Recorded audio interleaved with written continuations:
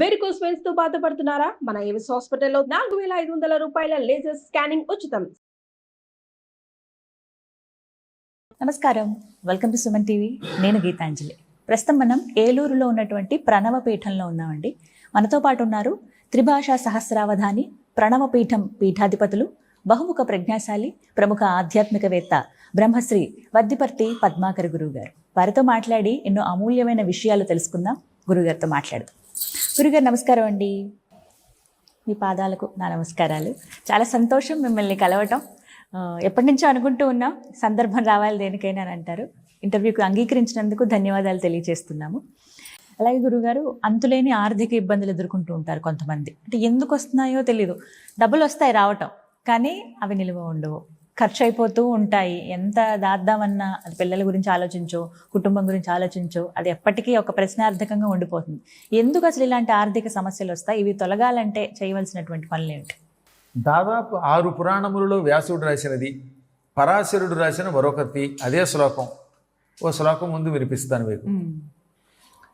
అదాన్న దోషేణ భవే దరిద్రః, దరిద్రదోషేణ కరోతి పాపం, పాపాదవశ్యం నరకం ప్రయాతి, పునర్దరిద్రః పునరేవ పాపి.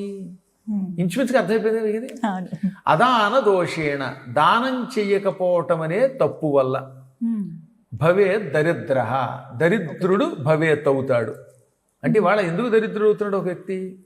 ఎప్పుడు ఇదివరకు పూర్వజన్మల్లో కానీ ఈ జన్మలో కానీ ఎవరికి దానం చెయ్యకపోవటం వల్ల. దానం చెయ్యకపోతే వాడు దరిద్రుడు అవుతాడు. దరిద్ర దోషేణ కరోతి పాపం. దారిద్ర్యం వల్ల ఏం చేస్తాడు? బతకాలి కాబట్టి పాపాలు మొదలెడతాడు. చీట్ ఫండ్లు, అవే రియల్ ఎస్టేట్లు, ముంచేయటాలు, ఆ రకరకాల సైబర్ నేరాలు, ఇవన్నీ తిండి లేక దారిద్ర్యం అవ్వడం వల్ల ఇంకా డబ్బు వ్యామోహంతో పడి పాపాలు మొదలెడతాడు. పాపాత్ అవశ్యం నరకం ప్రయాతి. పాపం వల్ల తప్పక నరకంలో పడతాడు. నరకంలో కొంతకాలం శిక్షలు అనుభవించాక మళ్ళీ భూలోకంలో ఏం చేస్తాడు? పునర్దరిద్ర, మళ్ళీ దరిద్రుడు అవుతాడు. పునః అంటే మరలా దరిద్ర భవేత్, దరిద్రుడు అవుతాడు. పునరేవ పాపి, మళ్ళీ పాపాలు చేస్తాడు. ఇది చక్రం తిరుగుతూనే ఉంటుంది, సైకిల్ చక్రం లాగా. అందువల్ల ఇందులోంచి బయటపడాలంటే ఏం చేయాలన్నమాట? ముందు పాప ప్రక్షాళన అవ్వాలి. పాప ప్రక్షాళన అవ్వాలంటే భగవన్ నామస్మరణ చెయ్యాలి. కేవలం భగవన్ నామస్మరణ చేసినా దారిద్ర్యం తొలగట్లేదంటే దానం చేయట్లేదు. కాబట్టి దానం చేస్తేనే దారిద్ర్యం తొలగుతుంది. అందుకే ఒకసారి నన్ను ఏమన్నారంటే అవధానంలో, గురువు గారు ఇలా పెడితే మోక్షమా, ఇలా పెడితే మోక్షమా అని అడిగారు. అప్పుడు నేను ఏమన్నానంటే, ఇటు పెట్టిన ఇటు పెట్టిన ఇటు పెట్టక ముక్తి కలుగా దెవ్వనికేని. ఇలా అంటే అర్థం అవుతుందిగా, చూపించాలి. ఇటు పెట్టిన ఇటు పెట్టిన ఇటు పెట్టక ముక్తి కలుగది అవ్వనికేని. నాయనలారా, ఇది నీ సంప్రదాయం. ఆ సంప్రదాయంలో నీ ఇష్టం, ఏ సంప్రదాయం సేకరించు. కానీ ఇలా పెట్టినా భగవంతుడి యొక్క అనుగ్రహం రావాలంటే ఇటు పెట్టాలి, దానం చెయ్యాలి. అంతేగాని రోజు ఛానల్స్లో దీని మీద కొట్టుకుంటే చివరిలో మనసు మీద కొట్టుకు తెస్తావు. దానం చెయ్యి, 10 మందిని ప్రేమించగలుగు, ద్వేషం పక్కన పెట్టు. ఈ ద్వేషం పక్కన పెట్టి ఎంతో కొంత దానము చేసిన వాడికి మాత్రమే దారిద్ర్యం తొలగుతుంది. మళ్ళీ చెబుతున్నాను, 10 పైసలు ఉన్న రోజుల్లో పైసా దానం చేయమన్నాడు. ఇప్పుడు పైసలు లేవు కాబట్టి పైసలు కాదు, 1000 రూపాయలు ఇచ్చినప్పుడు పుచ్చుకోండి స్థితి వచ్చింది. 1000 రూపాయలు ఉంటే 100 రూపాయలు దానం చేయి. ఎంతో కొంత దానం చేస్తే దారిద్ర్యం తొలగుతుంది. ఇంకో రహస్యం చెబుతాను. పూర్వం పండితుడు ఉండేవాడు, స్కాంద పురాణంలో కథ. ఆయనకి దారిద్ర్యం పోకపోతే దానం చేస్తే పాపం పోతుంది, దారిద్ర్యం తొలగుతుంది, సంపద వస్తుంది అని విష్ణువు చెప్పాడు. నా దగ్గర ఏమీ లేక ఏడుస్తున్నాను కదా, ఎలా దానం చేయమంటారు? యాచన చెయ్యి, భిక్షాందేహి అని అడుక్కోగా వచ్చిన దాంట్లో కొంత దానం చెయ్యి, నీకు నెక్స్ట్ అడుక్కునే అవసరం లేదన్నాడు విష్ణువు. అప్పుడు ఆయన అదృష్టం యాచనకి వెళ్ళాడు. ఎవరు ఆయనకి సేరుంబావు బియ్యం ఇచ్చారట, కేజింబావు. ఈ సేరుంబావులో 1/4 కేజీ తన అన్నాన్ని గట్టే పెట్టుకుని సేరు దానం చేశాడు. ఆ తర్వాత గొప్ప రైతు అయిపోయాక 100 ఎకరాల పొలం సంపాదించాడు. కాబట్టి దానం చేయడానికి లేకపోతే యాచించైనా దానం చేయమన్నారు. మళ్ళీ దొంగతనం చేయకూడదు. దిక్కుమాల దొంగతనం చేస్తే ఆ పాపం మళ్ళీ అనుభవించాలి కనుక. పాతకాలంలో మార్కండేయ పురాణంలో దానం ధర్మం చేయటం వల్లే తరిస్తాము అని కౌశికుడి కథలో ఉంటుంది. ఎందులో సతీ సుమతి పేరు ఉన్నారుగా, ఆవిడ భర్త కుష్ఠరోగం, ఆ కుష్ఠరోగిని పోషించుకోవాలి. ఆ తర్వాత వాడికి శాపం వచ్చింది, వాడిని బతికించారు. ఆ కథ అంతా ఇప్పుడు చెబితే మీకు ఇంటర్వ్యూ పోయి కథ మిగులుతుంది, పురాణం మిగులుతుంది. అతన్ని పోషించడానికి వాళ్ళ ఆవిడ యాచనకి వెళ్ళింది. అందుకని అందరి దగ్గరికి వెళ్ళి, నాయనలారా దానం ధర్మం చెయ్యండి మీరు తరిస్తారు అని చెబితే జాలిపడి ఏదో పెడితే దాంతో భర్తను పోషించింది. ఎంత గొప్ప ఘట్టం అంటే దాన్ని సముద్రాల వారి అనుకుంటాను మంచి పాటగా రాశారు. చాలా అద్భుతమైన పాట. దానం ధర్మమే వేదాల నీతి సారం, నీ దానం నీ ధర్మం నిరుపేదల జీవాధారం. దానం ధర్మమే వేదాల నీతి సారం. జపమాచరిల్చే జడధారి కన్నా దానాలు చేసే సంసారి మిన్నా. జపమాచరిల్చే జడధారి కన్నా దానాలు చేసే సంసారి మిన్నా. నిరతాన్నదానమే నీ పెన్నిధానం, నీ దానం నీ ధర్మం నిరుపేదల జీవాధారం. దానం ధర్మమే వేదాల నీతి సారం. మహారాజులైనా మహివీడు వేళ కొనిపోయినారా తమ వెంట సిరులా. మహారాజులైనా మహివీడు వేళ కొనిపోయినారా తమ వెంట సిరులా. నెరదాత పేరే నిలచేది ధరణి, నీ దానం నీ ధర్మం నిరుపేదల జీవాధారం. దానం ధర్మమే వేదాల నీతి సారం. ఎంత బాగా చెప్పాడు, అర్థం ఉందండి. అంత అద్భుతం. నిరంతరం జపం చేసుకునే జటాజోటాలు ధరించి సన్యాసం పుచ్చుకున్న ఈ సన్యాసుల కంటే గృహస్థాశ్రమంలో ఉంటూ సంసారంలో ఉంటూ అంతో ఎంతో దానం చేసిన వాడు అదృష్టవంతుడు. నీ దానమే నీకు గొప్ప నిధానం, నిధి. గొప్ప గొప్ప మహారాజులంతా శరీరం విడిచిపెట్టినప్పుడు, ఈ భూమిని విడిచిపెట్టినప్పుడు ఒక్క పైసా పట్టుకెళ్ళారో కూడా. అలా పట్టుకెళ్తే ఈ భూమి ఎప్పుడు వెళ్ళిపోయేది. మన శరీరం కూడా మనతో రాదు, కేవలం చేసిన దానమే నీ వెంట వస్తుంది. కాబట్టి దానం ధర్మం వేదాల నీతి సారం. దానం చెయ్యి తరించు అన్నారు. అందువల్ల ఈ జన్మలో ఈ దారిద్ర్యానికి మూల కారణం ఏనాడు ఎవరికి ఏమీ పెట్టకపోవడమే కనుక ఎట్టి పరిస్థితుల్లో అంతో ఎంతో దానం చేయండి. అన్నదానం చేయండి, జలదానం చేయండి, ఉన్నంతలో చేయండి. అది కూడా అర్హులకు చేయండి. ఆ మాత్రం తెలుస్తూనే ఉంటారు. అర్హత కలిగిన వాళ్ళకి ఎంతో కొంత దానం చేయండి. దానివల్ల తప్పక ఇందులోంచి బయటపడతారు. ఇంక రెండవది, కేవలం దానం చేసిన పాపం పోవడానికి మంత్రానుష్ఠానం కావాలి. ఈ కలియుగములో మీ ఛానల్కి అనుకుంటాను, బహుశా ఇదివరకు కూడా చెప్పాను, మళ్ళీ చెబుతున్నాను. తొందరగా లక్ష్మీ కటాక్షం పొందడానికి ఒక గొప్ప మంత్రం ఉన్నది. ఈ మంత్రాన్ని నన్ను చూస్తున్నారు కనుక వాళ్ళు, నా ఉచ్చారణ స్పష్టంగా అర్థమవుతోంది కనుక విని చేసుకోవచ్చు. ఎందుకంటే పూర్వం అంటే గురువు గారు వెతుక్కుంటూ రావాలి. ఇప్పుడు మీరే వాళ్ళ ఇంట్లోకి వెతుక్కుంటూ పెడుతున్నారు. గురువు గారిని చూపించడానికి వాళ్ళ ఇళ్లలోకి పెడుతున్నారు. వాళ్ళ ఐఫోనుల్లోనూ, అదే స్మార్ట్ ఫోనుల్లోనూ, లేదా హార్డ్ ఫోనుల్లోనూ, ఇంకో దాంట్లోనూ ఏదో రూపంలో ఇంట్లోకి వెళ్ళేలా చేయగలుగుతున్నారు కనుక ఈ కలియుగంలో పాప ప్రక్షాళన చేసి సంపదలను తెచ్చిపెట్టే ఒక అపూర్వ మంత్రాన్ని స్కాంద పురాణంలో వెంకటాచల మహాత్మ్యంలో ఇచ్చారు. వెంకటాచల మహాత్మ్యంలో ఆ మంత్రమే వ్యూహలక్ష్మి మహామంత్రం. వెంకటేశ్వరుడి వక్షస్థలం మీద లక్ష్మీదేవి ఉన్నది. తిరుమలలో ఉన్నటువంటి స్వామివారి యొక్క వక్షస్థలం మీద ఉన్న లక్ష్మిని ఏమంటారు? వ్యూహ. యారాల వల్ల వావు ఉంది కదా, ఆ వాకి కింద ఊత్తం ఇస్తే ఊ, దాని కింద యా, అది వ్యూ, పక్కన హా పెడితే వ్యూహ. అంతేగాని యోగలక్ష్మి ఇంకేదో ఊహాలక్ష్మి అని మార్చకండి. వ్యూహ ఒక రూకారముల ఊ కింద యావత్తిచ్చి హా రాయాలి. ఈ వ్యూహలక్ష్మి మహామంత్రానుష్ఠానముతో కటిక దరిద్రుడు కూడా సంపదలు పొందుతాడు. అందున కొండ మీద చేస్తే ఇంకా ఫలితం. ఈ దసరాల్లో ప్రతి దినము ఈ మంత్రానుష్ఠానం చేయండి, అమ్మ అనుగ్రహం కలుగుతుంది. ఆ మంత్రం చెబుతున్నాను మీకోసం. ముందు గురువుకి నమస్కారం చేయాలి, గణపతికి దండం పెట్టాలి. శ్రీ మహాగణాధిపతయ నమః, శ్రీ గురుభ్యో నమః. ఓం శ్రీ ఓం నమః పరమలక్ష్మ్యై విష్ణువక్షస్థితాయై రమాయై ఆశ్రిత తారకాయై నమో వన్నిజాయై నమః. మళ్ళీ చెబుతున్నాను, అలా 3 సార్లు చెబుతాను. ఓం శ్రీ ఓం నమః పరమలక్ష్మ్యై విష్ణువక్షస్థితాయై రమాయై ఆశ్రిత తారకాయై నమో వన్నిజాయై నమః. మళ్ళీ 3వసారి చెబుతున్నాను. ఓం శ్రీ ఓం నమః పరమలక్ష్మ్యై విష్ణువక్షస్థితాయై రమాయై ఆశ్రిత తారకాయై నమో వన్నిజాయై నమః. ఈ అపూర్వ మంత్రాన్ని ఈ కాలంలో అనుష్ఠానం చేసుకుంటే ఎక్కువ ఫలితం. శుక్రవారము మంగళవారము ఎక్కువ ఫలితం ఇస్తాయి ఇవి.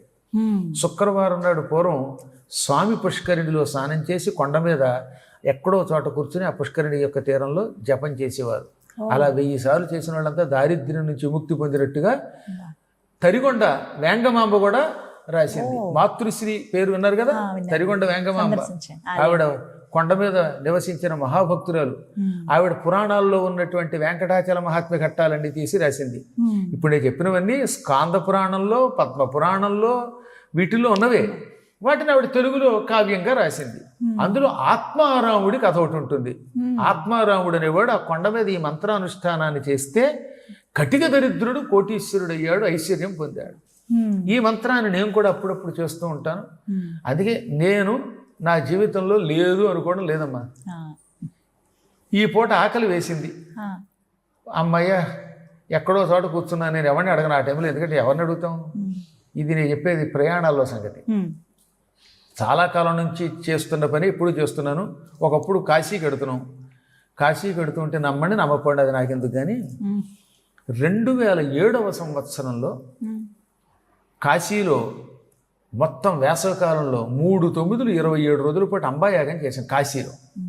2007 అంటే 18 ఏళ్ల క్రితం. తిరుగు ప్రయాణంలో స్పెషల్ రైలు అది. ఆ రోజుల్లో అసలు ఫ్లైట్లు ఎక్కడున్నాయి? ఎంత అసలు ఫ్లైట్లు అనేది చాలా తక్కువ. నేనేదో అమెరికా వెళ్ళినప్పుడు ఫ్లైట్లో వెళ్ళాను తప్ప లోకల్గా ఫ్లైట్లు లేవు అసలు.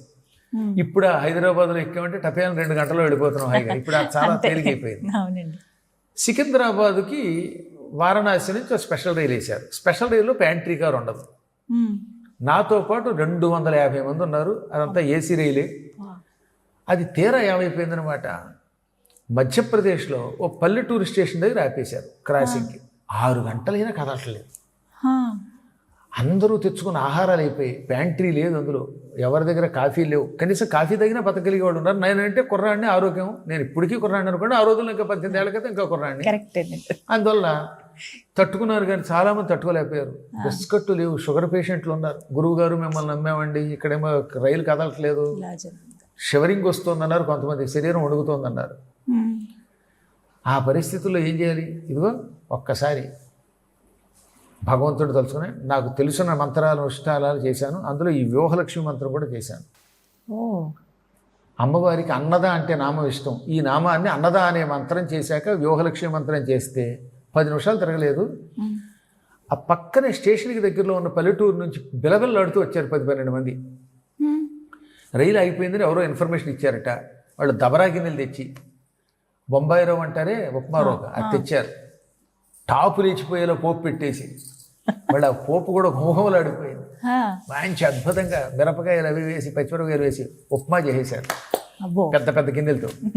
మా 250 మంది భక్తులే కాదు, మొత్తం రైలు అంతా కలిపి స్పెషల్ రైల్లో 400 మంది ఉన్నారు. అందరూ ఏడ్చేదానికి మొగుడు వస్తే నాకు మొగుడు వస్తాడు అన్నట్టుగా ఎవడో కష్టపడి జపం చేస్తే అందరికీ వచ్చాయి. అందరికీ ఉప్మా పెట్టారు. వాళ్ళు ఉప్మా చేసి ఉప్మా ఆకుల్లో పెట్టించేదాకా రైలు అలాగే ఉంది. అందరికీ ఉప్మా అందింది. నేను కృతజ్ఞతగా ఏదైనా ఇస్తానండి అంటే, ఉరకండి ఎవడన్నా వింటే అవుతాడు, అన్నం పెట్టి ఆహారానికి డబ్బులు ఇచ్చుకుంటాం మేము అన్నారు. అంటూ దబరాగిని సర్దుకుని 2 మినిట్స్లో తులిసిపోయారు. ఒక్కళ్ళు కనపడితే ఒట్టు అంటే అంత తొందరగా వచ్చి తొందరగా వెళ్ళిపోయారు. భగవంతుడు ఆ రూపంలో ఎవరినో అక్కడ పంపిస్తున్నాడు. అందరికీ ఆహారం కలిగింది. ఈ సంఘటన జరిగిన రైల్లో ఉన్న వాళ్ళలో ఇంకా 75% ఉన్నారు ఇప్పుడు బతి. ఓ 25% కొంతమంది పెద్దవాళ్ళు వెళ్ళిపోయారు. అందులో ఒక ఆయన పేరు దశక ప్రభాకర శాస్త్రి గారు. ఆయన మల్కాజ్గిరిలో ఉంటారు. ఆయనతో పాటు వచ్చిన వాళ్ళలో వేంపాటి వెంకటనారాయణ గారు లేరు ఇప్పుడు పీఠంలో ఉన్న చాగంటి పార్థసారథి గారు, ఆయన భార్య విశాలాక్షి గారు. అలా ఇలాంటి వాళ్ళు కొంతమంది ఇంకా ఇక్కడ మన దగ్గర ఉన్నారు. కళ్ళ ముందరిది ఏది 250 మందిలో ఇంకా 150 మంది సాక్ష్యం ఇవ్వడానికి ఉన్నారంటున్నాను. ఉప్మా చేసి పెట్టి వెళ్ళిపోయారు. నాకు అడవిలోకి వెళ్ళిన అన్నం దొరకపోవడం లేదు. ఈ వ్యూహలక్ష్మి మహామంత్ర అనుష్ఠానం చేస్తే గ్యారంటీగా సమయమునకు ఆహారం లభిస్తుంది. కొన్ని చోట్ల మనకి వండుకోవడానికి దొరకని చోట కూడా ఎవడో ఒకటి ద్వారా ఆహారం లభిస్తుంది. విమానంలో దొరికింది, మాకు ఓళ్లల్లో దొరికింది. ఇది మా అదృష్టం, మేము నమ్మిన దేవత యొక్క అనుగ్రహం మా శిష్యులకి లభిస్తోంది. అందువల్ల మనం ఎలాగో నమ్మకం ఉన్న వాళ్ళకే చెబుతున్నాం. అందువల్ల ఈ వ్యూహలక్ష్మి మంత్రం చేసుకోండి, దారిద్ర్య విముక్తి అవుతుంది. భగవంతుడి అనుగ్రహంతో ఎవరో మీ పోటీ పుణ్యాత్ములు ఎక్కడో చోట ఇంత అన్నముద్ద పెడతారు, సుఖంగా బతుకుతారు. చివరిగా ఒక మాట అండి, అపాత్ర దానం కూడా ప్రమాదమే అని అంటూ ఉంటారు కదా, అంతేనా? అంతే కదా. ఓ దుర్మార్గుడికి ఎవడికో దానం చేశారు, వాడి కత్తి కొనుక్కెళ్ళి ఎవడో చంపితే ఏం తెలుస్తుంది? అందుకని వీలున్నంత వరకు మనం ప్రయత్నం చేయాలి, మంచివాడిని వెతుక్కోవాలి. ఒక్కోసారి తెలియదు, అందరూ మంచివాళ్ళే కనపడితే ఇప్పుడు కూర్చున్నాయన ఆయన చూస్తూ కళ్ళతో పెట్టుకుని పెద్ద ఆయనలా కనపడ్డాడు. తీరా ఆయనకి మీరు 100 రూపాయలు ఇచ్చాక ఆయన తీసుకెళ్ళి తాగితే నేనేం చేస్తాను? అందుకని భగవంతుడు ఏమని కోరుకోవాలో తెలుసా? ఎవడో ఒకడు వచ్చాడు పాపం, అడుగుతున్నాడు, అది పాత్రతో అపాత్రతో నాకు తెలియదు, పాత్రుడికి దానం చేసేలా అనుగ్రహించు అనుకోవాలి. ఎందుకంటే అందరినీ అనుమానిస్తే ఎలా ఇవ్వగలుగుతాం? రైల్వే స్టేషన్లో ఒకటి తగిలాడు నాకు ఒకప్పుడు. బాబు నేనేమో రైలు టికెట్ లేక బాధపడుతున్నాను అన్నాడు. టికెట్ తీసిచ్చి భోజనానికి 10 రూపాయలు ఇచ్చాం. 10 రోజుల తర్వాత అండి మళ్ళీ నాకు పట్టుకొచ్చి 10 రూపాయలు ఇచ్చాడు. అంటే అలాంటి వాళ్ళు ఉంటారు. ఇవన్నీ నేను ప్రాక్టికల్గా మళ్ళీ ఏదో ఎక్కడో చెప్పాలి. మేము 2010లో షికాగో వెళ్ళాం. షికాగో అప్పట్లో ఎయిర్ ఇండియా డైరెక్ట్గా వెళ్ళేది అదే, షికాగోకి ఎక్కువ ఉండే ఫ్లైట్లు. షికాగోలో దిగాం, మళ్ళీ షికాగో నుంచి రీప్రయాణం. మాతో పాటు ఒక ఆయన తెలంగాణకి సంబంధించిన ఒక ఆయన వచ్చాడు, ఇంటీరియర్ ప్లేస్ నుంచి వస్తాడు, అది నిజామాబాద్ దగ్గర ఎక్కడో. ఆయన ఈ ఇంటర్వ్యూ వింటే ఆయన మళ్ళీ మీకు సమాధానం చెప్తాడు కూడా. షికాగో నేను పెట్రోల్ బంకులో పనిచేయడానికి వెళ్ళాడు పాపం. ఎవరో మోసం చేసి బంకులో ఉద్యోగం ఇప్పిస్తామని తీసుకుపోయారు. నేను 45 రోజులు పురాణం చెప్పాను. మళ్ళీ రిటర్న్ జర్నీలో అనుకోకుండా నాతో పాటు కలిశాడు. ఆయన నిజానికి ఏడాది ఉండడానికి వచ్చాడు, కానీ అవతల వాడు ఎవడో మోసం చేసి పాస్పోర్ట్ లాగేసుకుని బంకులో పెట్టి నానా హింసించాడు. అతి కష్టం మీద వాడికి తెలియకుండా పాస్పోర్ట్ పుచ్చుకుని మొత్తం మీద ఒక స్నేహితుడిని పట్టుకుని ఎయిర్పోర్ట్కి వచ్చాడు. ఫ్లైట్ ఎక్కాలి, ఇంటికి వెళ్ళడానికి కూడా డబ్బులు లేవు, తిండి లేదు పాప ఆయనకి. నాతో పాటు పలహారం తెచ్చుకున్నారు, పలహారం ముందు తినేయండి మీరు, నాకు తిండి లేకపోయినా ఉండగలను అని ఒక 1000 రూపాయలు ఇచ్చాను, 2 500 నోట్లు. ఆయన ఎంత ఆనందపడ్డాడు. ఎవరు నమ్ముతారు నమ్మరు నాకెందుకు, ఆయన కష్టం చూసి జాలి కలిగింది ఇచ్చేశాను. మా పీఠానికి వచ్చాడు మా ఏడాది తర్వాత, మళ్ళీ 1000 రూపాయలు పట్టుకొచ్చి ఇచ్చాడు ఆయన. ఇలాంటి వాళ్ళు ఉన్నారు నిజంగా. అంటే ఒక్కొక్కసారి ఏమవుతుందంటే మనకి మోసం చేసేవాళ్ళు ఉంటారు, బస్ స్టాండ్లలో అడుక్కుంటూ నాటకాలు ఆడేవాళ్ళు. అలాంటి వాళ్ళు ఉన్నారనే ఉద్దేశంతో అవసరమైన వాళ్ళకి చేయలేకపోతే ఇబ్బంది కదా. అందుకని మనం ఎప్పుడు భగవంతుడిని అర్హత కలిగిన వాళ్ళకి దానం చేసేలా చేయమని ప్రార్థిస్తే ఆయనే మనల్ని రక్షిస్తాడు. వీలున్నంత వరకు మన ప్రయత్నం మనం చేద్దాం. ఒక్కోసారి కర్మ, అందుకనే భగవంతుడికి దండం పెట్టడం తప్ప మనం చేయగలిగేది లేదు. అందరినీ అనుమానిస్తే ఎవరికి ఏం చేయలేము. చాలా సంతోషం గురుగారు, ధన్యవాదాలండి.